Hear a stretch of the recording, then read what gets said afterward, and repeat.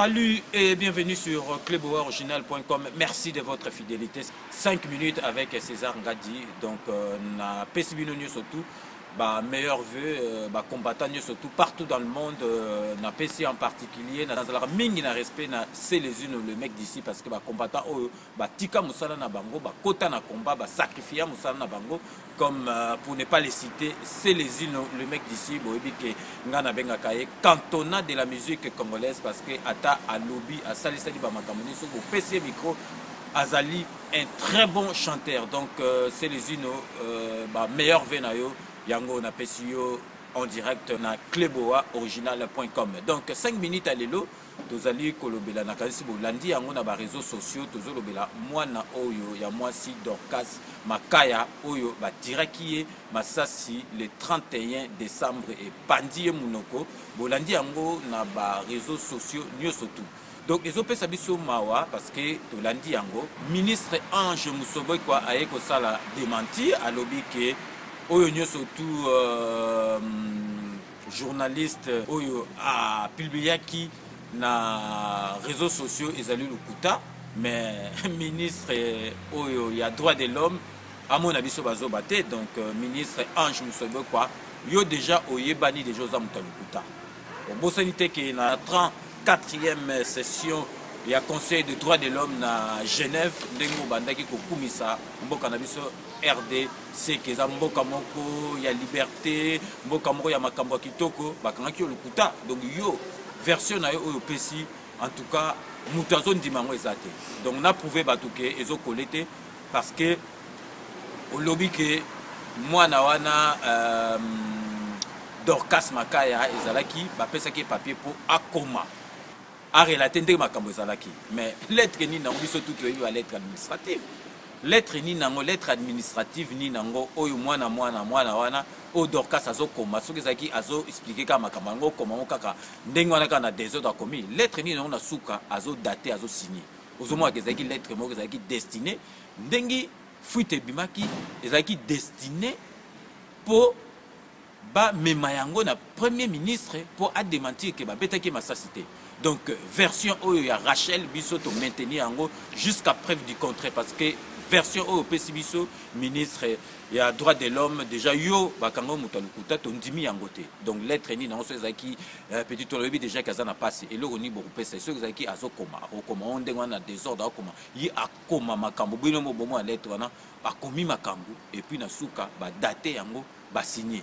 Donc vous avez biso bazote donc ngakut na ko s'attarder mingi na yo Ange Musobe Kwate parce que vous avez déjà mutalukuta nazo s'attarder mingi sikoyo na beta sete na mukonzi na yo Bruno Chibala yo ozama yelete Bruno Chibala moni bazo na finga te meso na tali donc Bruno Chibala oza zoba imbécile donc oza zoba 36 ans ya UDPS 36 ans pembeni ya papa Tshisekedi donc résultat yango wana on va donc se dire que aux alliés opposants aux opposants mon siko bino opposant ndengi président Kabila Sarana na bino yo zaki opposant lelo komi pembe na ti ya président Kanambe wana okomi ko somba ba ndaku na désordre yo Chibala ozo otina ministre soit disant droit de l'homme akende ko komisa mwana oyo azana pasi na mbete hôpital akomakie ba betaki ba balte donc akoyaki na escalier no na ndaku no alemba kuna akoyaki na escalier bozolo baki non ezalaki lettre moko po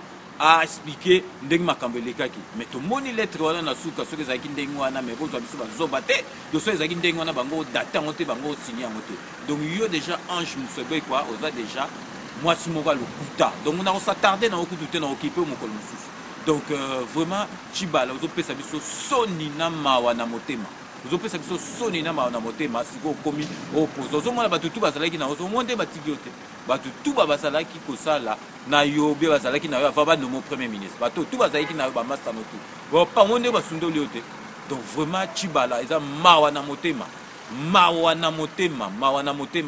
vraiment na motema donc vraiment bobo sana lutte na biso te ezali en premier lieu ezali pona président Kabila Kanambe wana soki lelo akei ba Chibala wana tout wana ba traite wana ba olonga Chibala za traître a traisa papa Tshisekedi a traisa UDPS donc soki lelo Kabila akei yepe akokende. Donc Kabila to bossa te Kabila tato fingi atato sendeng nyo surtout azane zoba azo comprendre que tu ma fingité et vous savez rien. Donc yeti quelqu'un de na lo ba masolo ko sele masolo. Donc vraiment na di kosi ou bien na nini akoi masolo makambu tout esili. Donc comme je dis toujours sur cluboriginal.com, na 5 minutes avec César Gadi. Nous vous laissons le soin d'en tirer vos conclusions et de nous faire parvenir vos commentaires. D'ici là, portez-vous bien et merci d'avoir suivi ces 5 minutes avec César Gadi. J'aurai le grand plaisir de vous retrouver dans le plus bref délai pour un nouveau numéro de 5 minutes avec César Gadi. Derrière la caméra, c'est Beauté Image, le meilleur des paris. À très bientôt. N'oubliez pas, tout le monde est d'accord et il en restera ainsi pendant longtemps. Kabila Akokoufa. Mote Bandeko, merci Ndebo Yaminga na Banda Konabino. Tobanda désormais Kokutana na cadre ya émission Oyo Tolobe la santé. Bon, nga komo nanga Jean-Paul Djamba. Don naza Ndeko Nabino. Don naza na poto depuis Bambula Ebele. Don na longwa Kisasa na kolika na Kisasa na Bandal, biso bana Bandal. Banda na longwa na ya poto. Donc,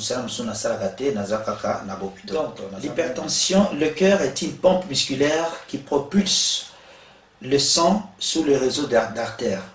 Et nous, mon thème à biso, ezali pompe, et un muscle. Et à quand il kofi, mon thème à mouton soit il kofi nae.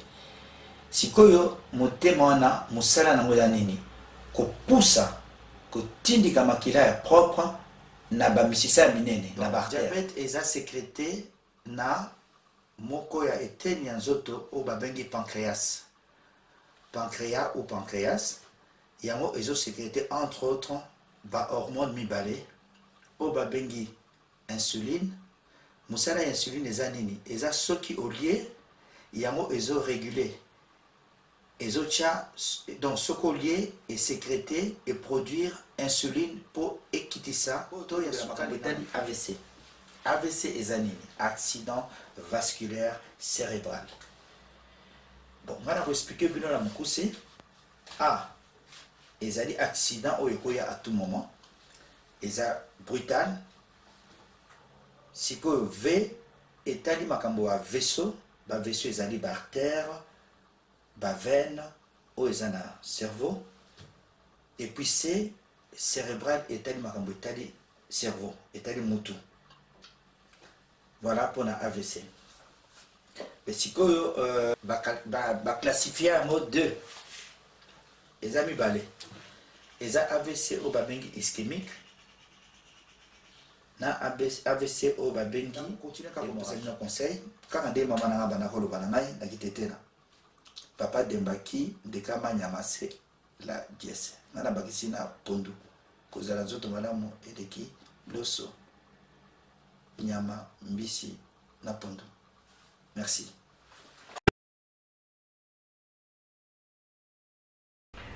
Vous êtes connecté avec CPLA TV. Décodeur Yabana Mboka. 85 livres le décodeur, peut 4 mois il y a offert. Après ça, 15 livres par mois. Boza, Bachenia Congo en direct du Congo Kinshasa. Boza, Bachenia Bana Mboka de la diaspora. Bachenia Sport. Et aussi Bachenia Bana aussi YouTube Nakati. Simplement pour 15 livres par mois. Pour l'ensemble de CPLA TV, c'est très simple. La site n'a sur internet. Bon, on a des détails. Vous devez faire un transfert international avec le Big to Ibon. En Angleterre, c'est simple, vous transférez car on a compte Nabiso. Pour ce moment, CPLA TV, du nouveau sur CPLA TV, Numérica TV, Kin 24 et Soli TV.